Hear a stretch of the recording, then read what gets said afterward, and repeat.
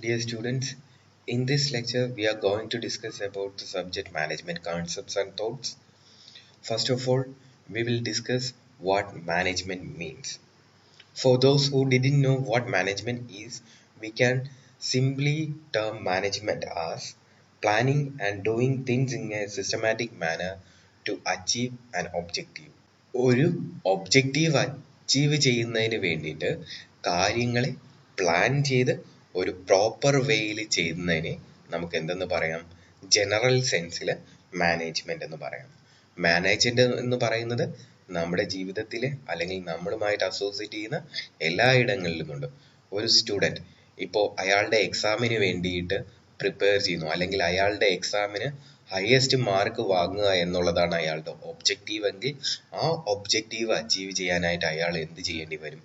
Proper വേയിൽ systematic മാനറിൽ എന്ത് ചെയ്യേണ്ടി വരും? ആ സബ്ജക്റ്റിന് വേണ്ടി പ്രിപ്പയർ ചെയ്യേണ്ടി വരും. അപ്പോൾ ആ സബ്ജക്റ്റിന്റെ ഏതൊക്കെ പോർഷൻസ് പ്രിപ്പയർ ചെയ്യണം, ഏതൊക്കെ ദിവസങ്ങൾ കൊണ്ട് അതിനെ കംപ്ലീറ്റ് ചെയ്യണം എന്ന് അയാൾ എന്ത് ചെയ്യേണ്ടി വരും? മുൻകൂട്ടി ചെറിയ രീതിയിൽ എന്ത് ചെയ്യേണ്ടി വരും? പ്ലാൻ ചെയ്യേണ്ടി വരും.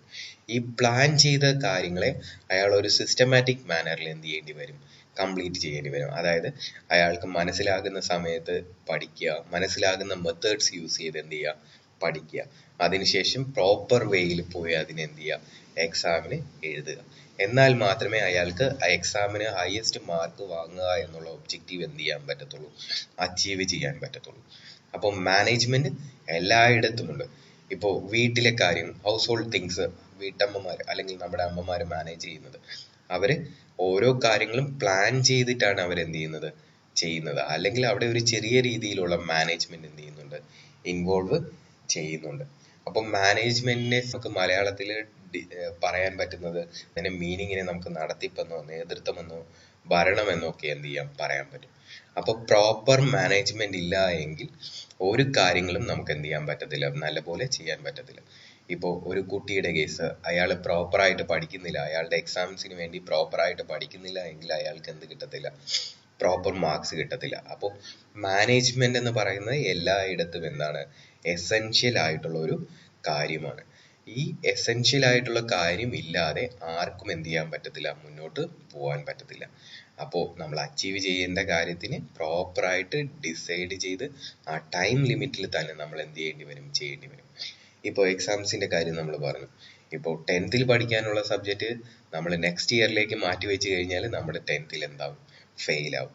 അപ്പോൾ പ്രോപ്പറായിട്ട് ചെയ്തു കഴിഞ്ഞാൽ മാത്രമേ, അല്ലെങ്കിൽ മാനേജ്മെന്റ് ഉണ്ടെങ്കിൽ, പ്രോപ്പർ മാനേജ്മെന്റ് ഉണ്ടെങ്കിൽ മാത്രമേ നമുക്ക് എന്ത് ചെയ്യാൻ പറ്റത്തുള്ളൂ?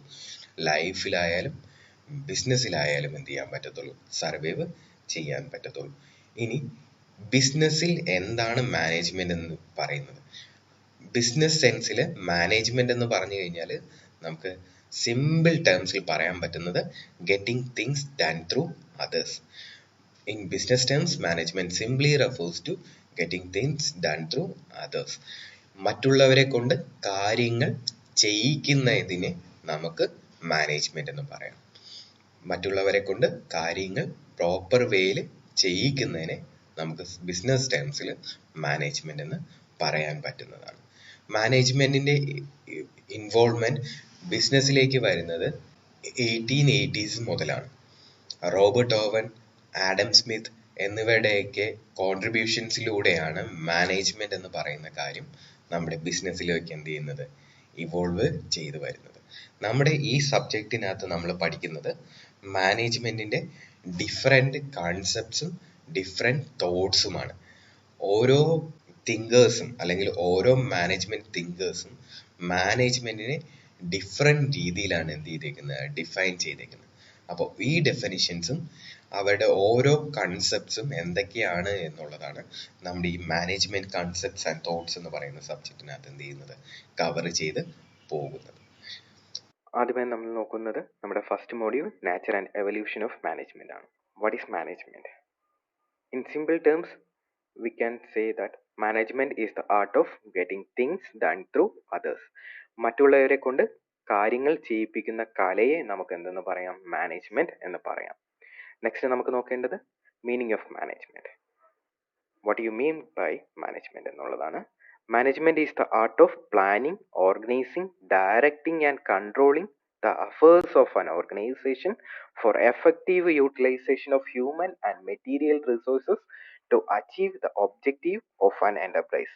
ഇപ്പം മാനേജ്മെന്റ് എന്ന് പറയുന്നത് ഒരു സ്ഥാപനത്തിന്റെ ലക്ഷ്യം നേടുന്നതിനായി അവിടെയുള്ള മാനുഷികവും ഭൗതികവുമായുള്ള വിഭവങ്ങളുടെ പ്രവർത്തനങ്ങളെ പ്ലാൻ ചെയ്ത് ഓർഗനൈസ് ചെയ്ത് ഡയറക്റ്റ് ചെയ്ത് കൺട്രോൾ ചെയ്യുന്നതിനെയാണ് നമുക്ക് എന്തെന്ന് പറയാൻ പറ്റുന്നത്, മാനേജ്മെന്റ് എന്ന് പറയാൻ പറ്റുന്നത്.